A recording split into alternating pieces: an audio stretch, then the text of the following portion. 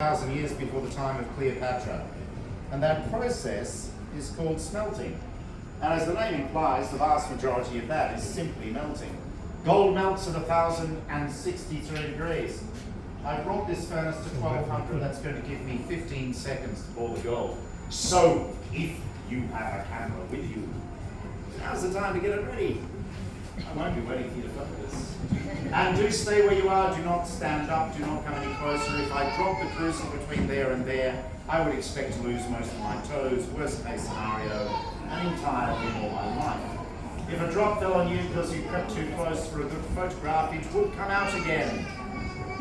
The other side.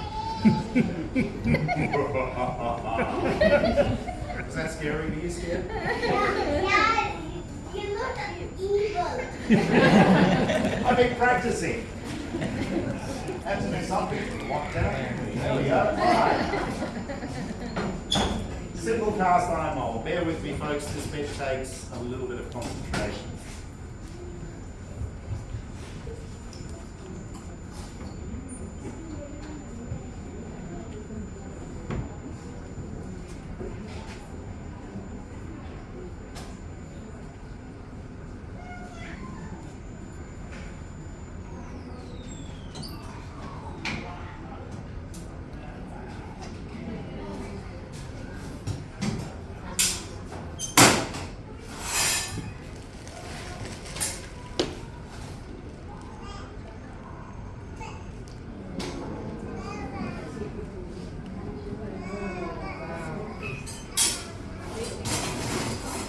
So the glowing thing is called a crucible. Here's one.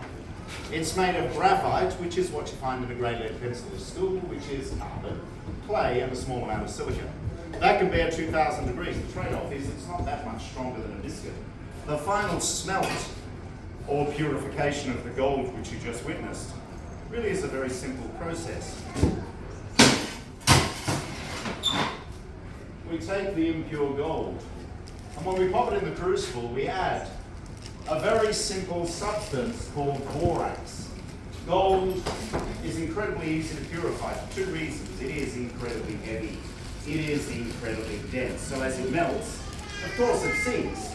As it sinks, anything that isn't as dense and heavy as gold, which is, wait for it, the vast percentage of the rest of the known universe, simply floats to the surface.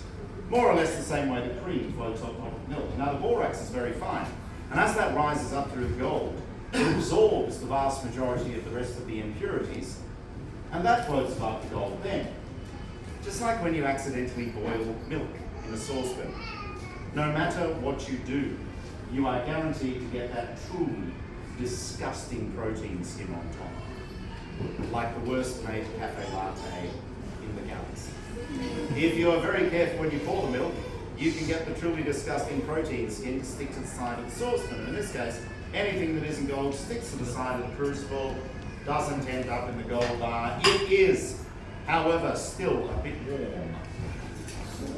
In fact, at approximately 800 degrees Celsius, this particular bar of gold is going to take at least an hour in this weather, sitting there to cool down to the point whereby I could comfortably handle a dark glass. Why so long? Because gold has a low emissivity. It's really not terribly good at radiating heat. It's fabulous at conducting heat, and it is a separate thing, but it needs something substantial to conduct too, like a large body of water. So hopefully, by the time I pop the crucible back into the furnace,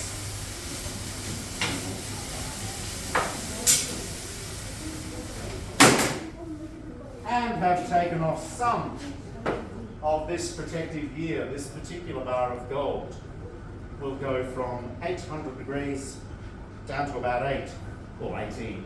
So all that heat which couldn't radiate away, all that heat which couldn't conduct itself to those thinly spaced molecules of air, has managed to rid itself through steam. And in that incredibly short time, this particular bar of gold is now perfectly safe to handle. And what we're left with. 100 ounces. It's 3 kilograms of 99.99% 24 karat pure gold. Today's value is pretty much 270,000 Australian dollars. Why is that even vaguely interesting? It's only money. Well, unless you're a Twitter-owning multi-billionaire, you've probably still got an interest in money. And some of your money may well be hiding in this. It's a safe haven. Economists will shoot me dead for what I'm saying. But generally what happens when the world is feeling safe and fine, the value of this goes down. When the world is not feeling safe and fine, the value goes up. At the moment it's worth 270,000 Australian dollars. 3 years ago, before all this weirdness started, if you're as old as me, that just seems like 2 bad weekends ago, 160,000 Australian dollars. So there's been a bit of a change. I would love, sorry, it's my job schedule. I would love to hand it around. Unfortunately, there's 270,000 reasons and a small matter of a slightly spiking pandemic at the moment that means I can't. But can you see the glitter? Do you see that glitter around the side? All right, that's perfectly flat. What you're seeing there is the grain of the gold. We call it the mirror ball effect. I call it the disco ball effect because I was somewhere in the 70s. So, it is still, like I said, when this forms, the grain of the gold is still almost crystalline. Unfortunately, what I have to do now is take this delightful ball, we'll drop it back into its bulletproof case.